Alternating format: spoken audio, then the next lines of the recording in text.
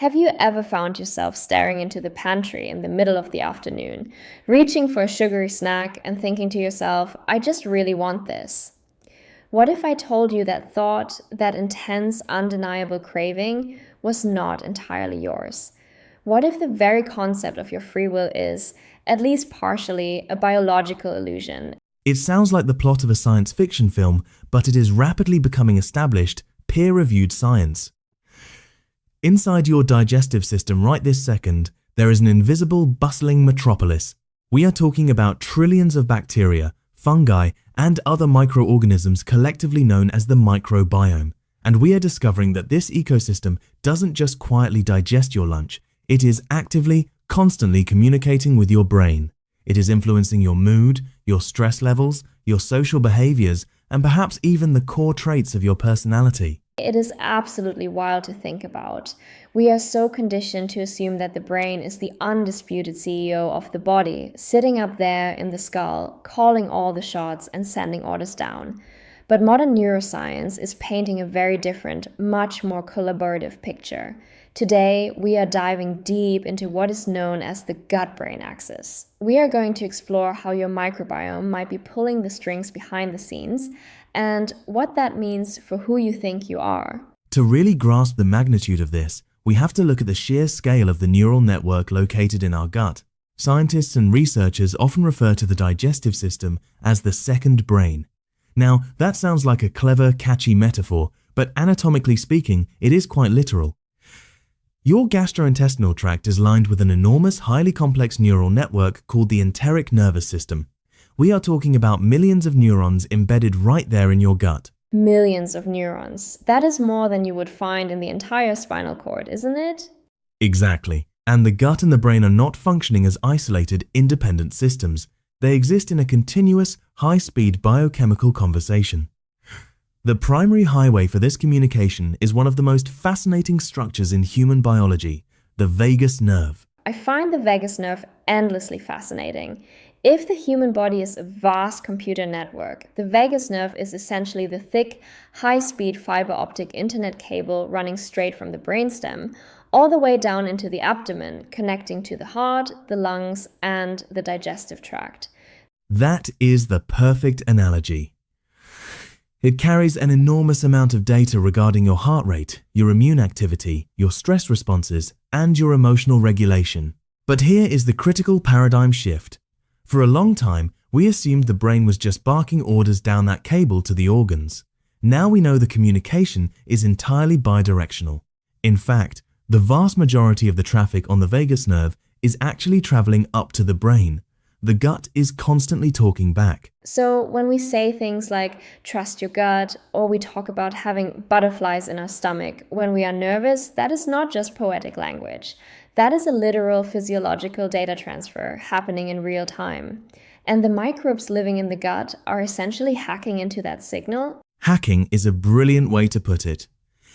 The microbial activity in your gut deeply influences the signals traveling up that biological internet cable. These microbes don't have vocal cords, obviously, but they speak fluently in the language of chemistry.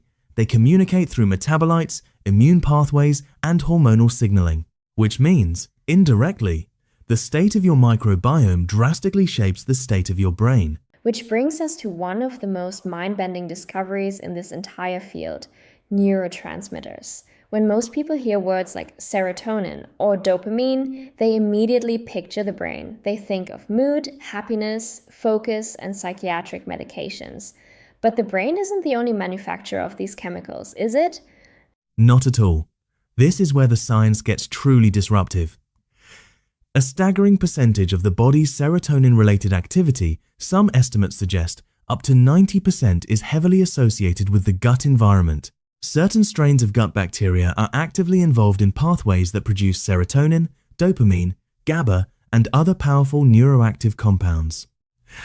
Now, we have to be careful here. Bacteria are not sitting inside you with tiny joysticks, directly controlling your emotions like puppet masters. Right, it's not a cartoon scenario happening in our intestines. Exactly.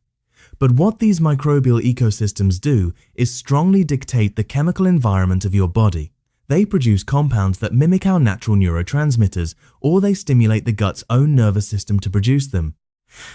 The relationship between these microscopic organisms and our neurotransmitter signaling is arguably one of the hottest, most rapidly evolving areas in neuroscience today. Which leads me back to a really uncomfortable question. If these microbes can influence our chemical state, how much of our daily behavior is actually driven by them? Let's go back to that afternoon sugar craving we talked about at the beginning. Is that me wanting a donut?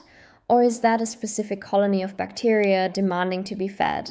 It is very likely the latter. You have to remember that different populations of microbes thrive on entirely different nutrient environments. If you eat a diet heavy in ultra-processed, sugary foods, you cultivate a massive army of sugar-loving bacteria. When they get hungry, they release specific signaling molecules that travel up the vagus nerve, essentially lobbying your brain to consume more sugar. It is quite literally like having microscopic lobbyists inside your body holding up signs that say, "More donuts, please."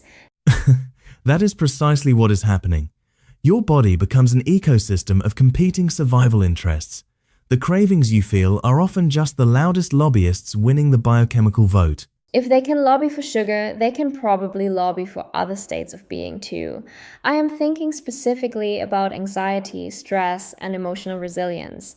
We are seeing such an unprecedented epidemic of emotional dysregulation today. Could a significant portion of this emotional suffering actually begin biologically, in the gut, before it even reaches the psychological level? Absolutely, and this is a vital area of research.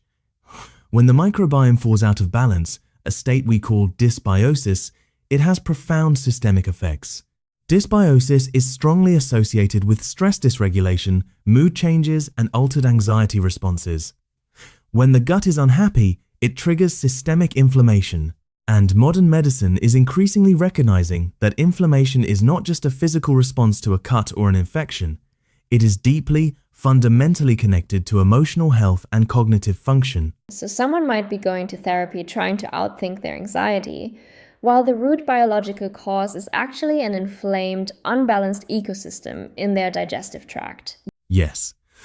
The brain simply cannot be treated as an isolated organ floating in a jar. It is intimately tied to the body's physical terrain. It relies on the gut for immune signaling, cortisol regulation, and autonomic nervous system balance. And unfortunately, modern civilization seems perfectly designed to scorch that terrain.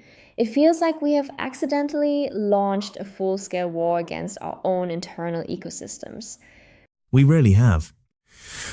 Think about the pillars of the modern lifestyle: ultra-processed foods completely stripped of fiber, the chronic overprescription of antibiotics, severe sleep deprivation, relentless urban stress, environmental toxins, and highly sedentary behavior.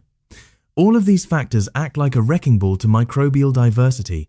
We are wiping out entire species of beneficial bacteria. And just like a rainforest or a coral reef, when an ecosystem loses its biodiversity, it loses its resilience. It becomes fragile.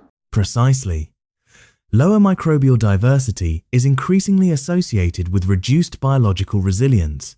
This fragility manifests as rising rates of metabolic disease, chronic inflammation, clinical depression, and severe anxiety. We are systematically starving our internal allies, and our systemic health is paying the price. This brings us to a deeply philosophical place. If our cravings, our moods, our stress responses, and even our mental resilience are so heavily influenced by trillions of invisible passengers, what happens to the concept of free will? Are we actually autonomous individuals making independent choices, or are we just highly complex meat suits acting as vehicles for bacteria? It is a profound, almost unsettling question, and the science is still evolving here. I would argue that humans absolutely retain conscious agency. You still make the final, conscious choice to pick up the fork or to react to a stressful email. However, biology shapes the behavioral tendencies far more than people realize. The microbiome influences the terrain upon which your decisions emerge. It tilts the board. So free will exists, but it operates inside very real biological constraints. Beautifully said. You are not merely a single isolated organism navigating the world. You are a superorganism, a walking, talking, incredibly complex living ecosystem. A superorganism. That completely reframes what it means to be human. But there is a massive silver lining here, isn't there? Because unlike our genetics, which are pretty much locked in at birth, the microbiome is incredibly dynamic. We can change it. That is the most empowering part of this entire field of science. Your microbiome adapts continuously. Every single meal you eat, the amount of deep sleep you get, your daily stress reduction practices, your fiber intake, your exposure to nature, eating fermented foods, and even your circadian rhythm, all of these choices actively rebuild and reshape your internal ecosystem. You can literally cultivate a more resilient mind by tending to your gut. So modern health isn't just about feeding ourselves, it's about being a good steward to the civilization living inside us. Exactly. The future of medicine will not look at humans as broken machines with isolated, disconnected parts. It will increasingly involve understanding and treating humans as the complex, ecological systems we truly are. Inside your body lives an invisible universe, one that may influence how you think, what you crave, how you feel, and ultimately how you experience reality itself. The next time you make a choice, just remember, you might not be the only one voting. True health begins when we finally stop imagining ourselves as isolated individuals and recognize the extraordinary biological symphony already playing within us.